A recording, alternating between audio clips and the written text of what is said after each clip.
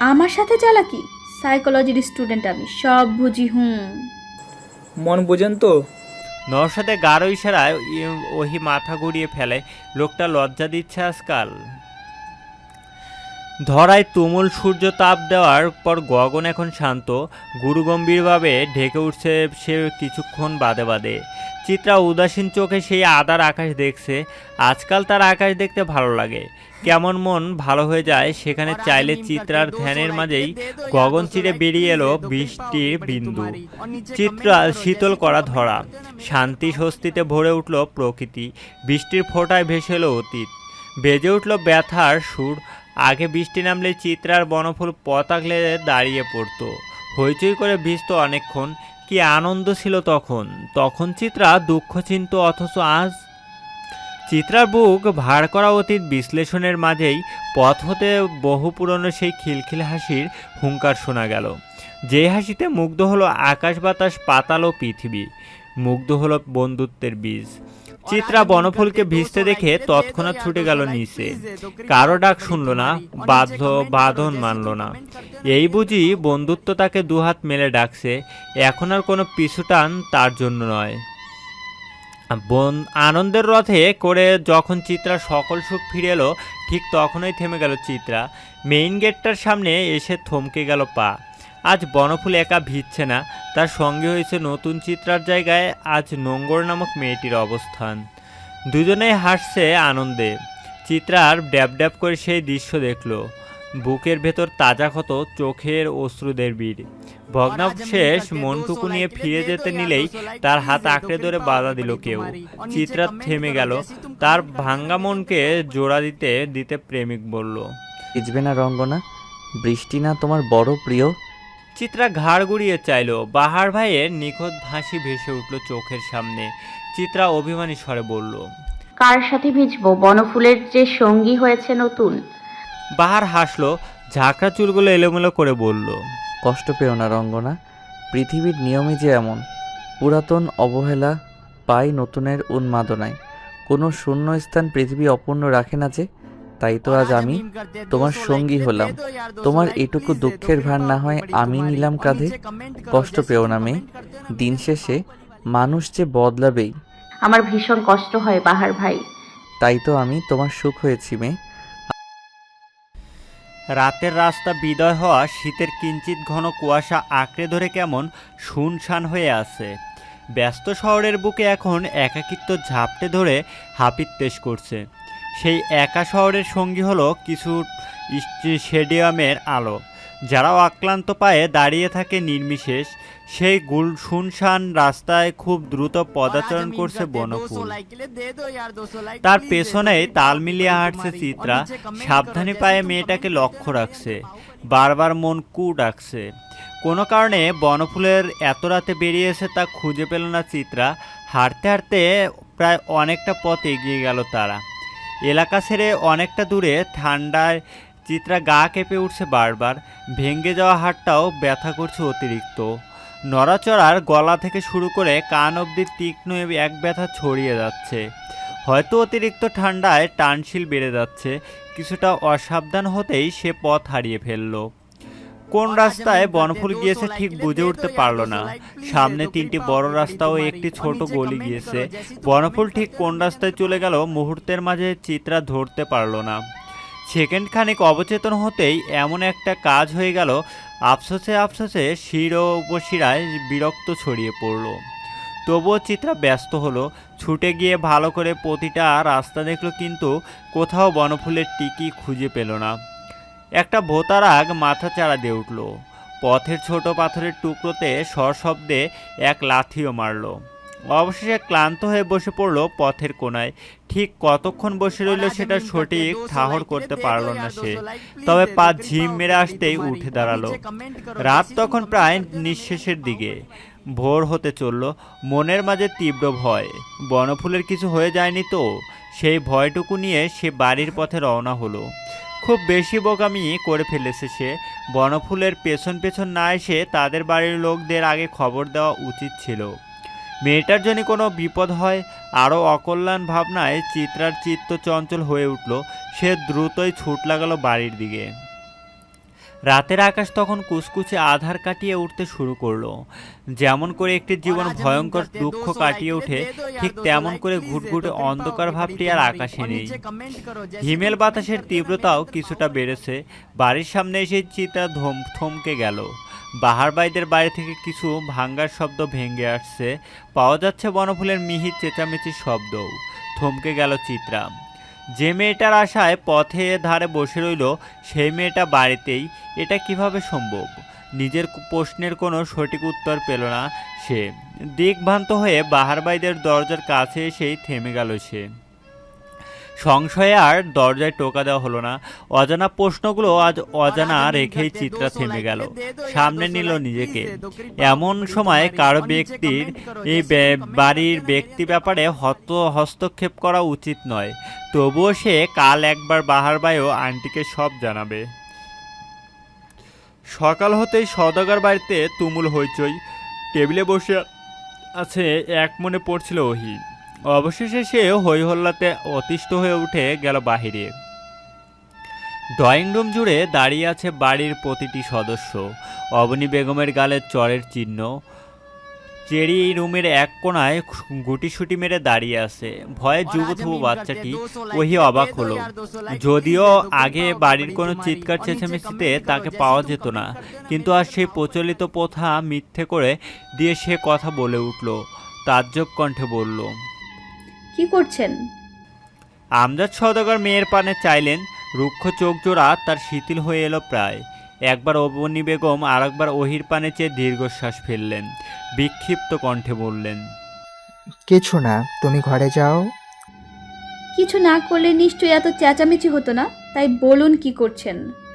আপনি বাড়ি ভর্তি মানুষের সামনে ওনার গায়ে হাত তুলেছেন, যেখানে আপনার 6 বছর বয়সী মেয়েটা অবস্থানরত আছে। আপনি এমন বিবেকহীন হয়ে গেলেন কিভাবে? মেয়ের কথা হতভম্ব হয়ে গেলেন আমজাদ সওদাগর। থতমত খেল অবনী বেগম সহ উপস্থিত সকলে। অবশেষে আমজাদ সওদাগর রাশবাড়ি কণ্ঠে বললেন, যার যেটা প্রাপ্য তাকে সেটা দিতেই হবে। আপনিও তো অনেক কিছুর প্রাপ্য, কেউ তো সেটা আপনাকে দেয়নি। ওহি, চিৎকার করবেন না। আপনার চিৎকারে যে আমি ভয় পাই না, সেটা নিশ্চয়ই জানেন। আমজাদ সওদাগর এই অস্বস্তিকর পরিস্থিতিকে স্বাভাবিক করতে ডেকে উঠলেন। ভাইকে ধমক দিয়ে বললেন, আমজাদ, চিৎকার করিস না, মেয়েটা তো তোদের এসবের জন্যই এত পাথর হয়ে গেছে। ভাইজান আপনি বলে দেন ওদের, ওহিকে ওরা নিতে চাচ্ছে, আর ওহি ওদের সাথেই যাবে, আর কোনো কথা হবে না। আর কেউ একটা কথা বললে তার দুর্গতি আছে। শেষের কথাটা আমজাদ সওদাগর তার স্ত্রীর দিকে তাকিয়ে বলল, আর চুপ নেই অবনী বেগমও।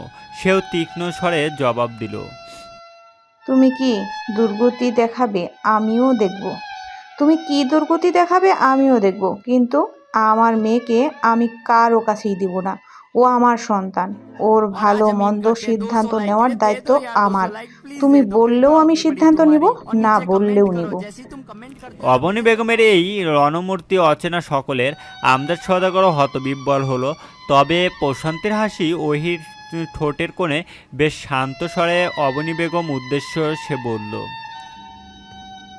আপনার এই দিনটার জন্যই আমি এত কাল অপেক্ষা করেছিলাম। যদি আরও আগে নিজের সংসারের হালটা শক্ত হাতে ধরতেন, তাহলে আপনার জীবনটা আরও অনেক সুন্দর কাটতো। ওহি নিজের কথা শেষ করেই আবার নিজের রুমে চলে গেল। ড্রয়িং রুমে আলোচনাও স্থগিত হলো সেখানে। সাভারের ময়ূর ঘেঁষে যাওয়া রাস্তার পাশে দাঁড়িয়ে আছে চিত্রা। আজ সে কলেজে গিয়েছিল অ্যাডমিট কার্ড আনতে। উত্তপ্ত রোদে বাজে অবস্থা মেয়েটির, ঘামে ভিজে চুপচুপে তার শরীর। অসহ্য রকমের বিরক্ত নিয়ে নাক মুখ কুঁচকে দাঁড়িয়ে আছে সে, অথচ আশেপাশের দেখা নেই রিকশার।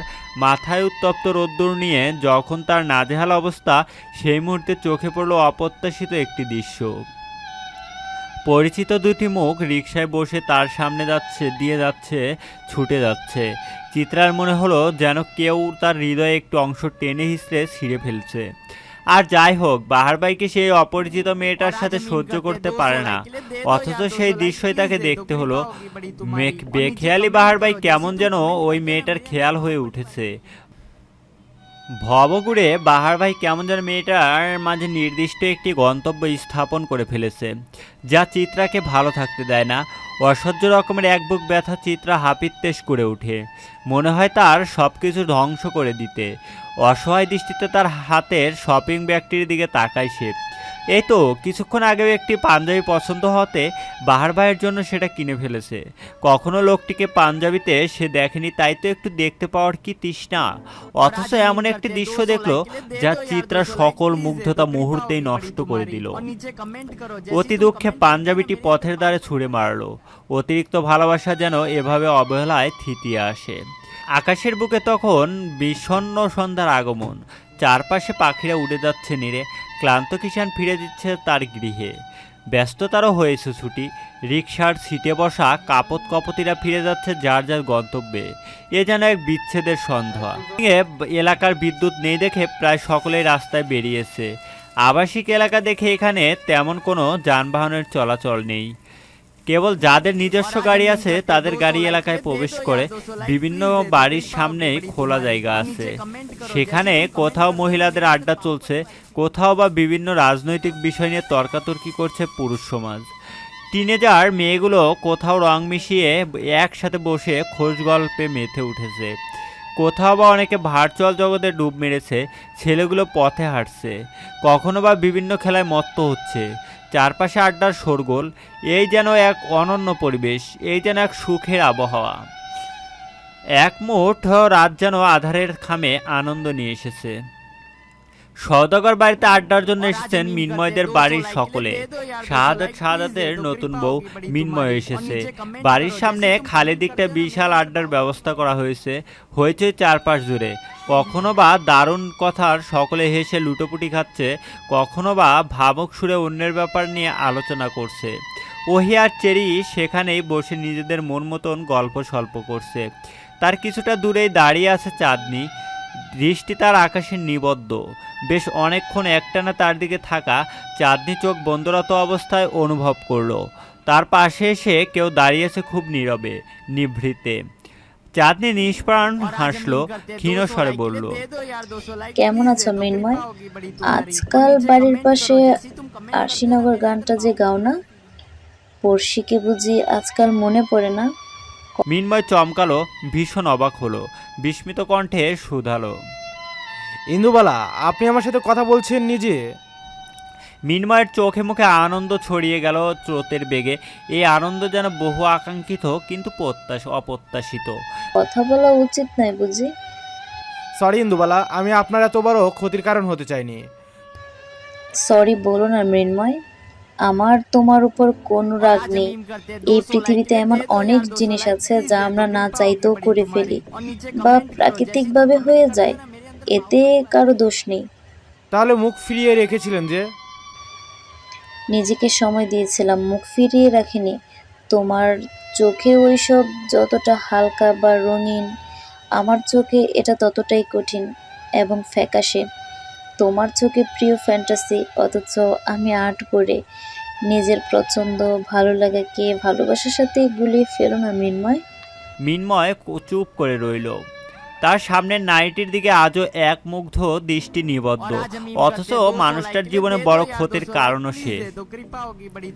সকলে যখন আড্ডায় মশগুল, তখন খুব লুকিয়ে বাড়ির গেটের বাহিরে এসে দাঁড়িয়েছে চিত্রা। এত মানুষের মাঝে নিজেকে কেমন যেন লাগছিল, অস্বস্তিতে চারপাশ ভেসে উঠছিল। তাই শান্তি খুঁজে বাহিরে আসা চিত্রার চোখ অনির্দিষ্ট পথের বাঁকে আটকে। আধারের মাঝেও তার মেয়ালি সুন্দর নারী সত্তাটি জ্বলজ্বল করছে। মোহবরা দুটি চোখ যেন কত আজহারির নাম শুনে গুনতে ব্যস্ত। রংচটা বাড়ির দিকে হুট করে তাকাতেই দেখলো বাহার বাড়িটি দেখে বেরিয়ে আসছে। হাতে সিগারেটের ছোট্ট জলজল আলো নিখুঁত দেখা যাচ্ছে। বাহারকে দেখতেই দুপুরের দৃশ্য মনে পড়ে গেল তার। মুহূর্তে মুখ ফিরিয়ে নিল সে। মনস্থির করলো বাড়ির ভেতরে যাওয়ার, তার আগেই বাহারের ডাক ভেসে এলো, আজকাল নিয়ম বদলেছে নাকি রঙ্গনা? ছুতে চাওয়া মানুষটাকে ফিরে দেখারও প্রয়োজন বোধ করছো না যে মেয়ে?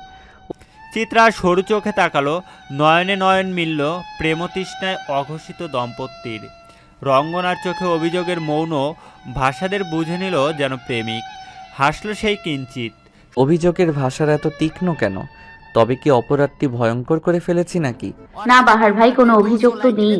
সদ্য উকি দেওয়া অংশুমালির মিষ্টি আলো চুম্বন খেয়ে যায়। গোলগাল চিত্রার মুখ বয়াবে।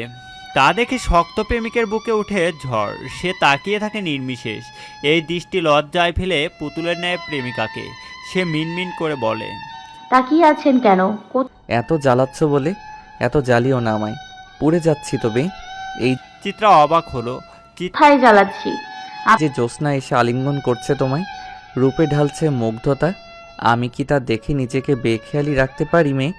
আমারও তো লোভ হয় মিঠে আলিঙ্গনের, তবে কি আর করার। জ্যোৎস্নার মতন যে আমার সাধ্য নেই। অত মূল্যবান শরীরটাকে কি এই দেহ ছুঁতে পারবে বলো? কখনো না। চাঁদকে ছোঁয়ার সাধ্য যে আমার নেই রঙ্গনা, তাই দূর হতেই তোমায় দেখে চাই। যেদিন বেকারত্বের আকাশে সাফল্যের চন্দ্র মুখ তুলে চাইবে, সেদিন জ্যোৎস্না হয়ে আমি ঝরব। ততদিন অবধি দূর আকাশের চাঁদ আমার হয়ে থাকবে তো মেয়ে। চিত্রা জবাব দেওয়ার আগেই বাহার হাঁটা শুরু করলো, কণ্ঠে তার নিপুণ গান। বন্ধুর প্রেমও জ্বালায় অঙ্গ জলে, জ্বালা কি দিয়া নিভাই।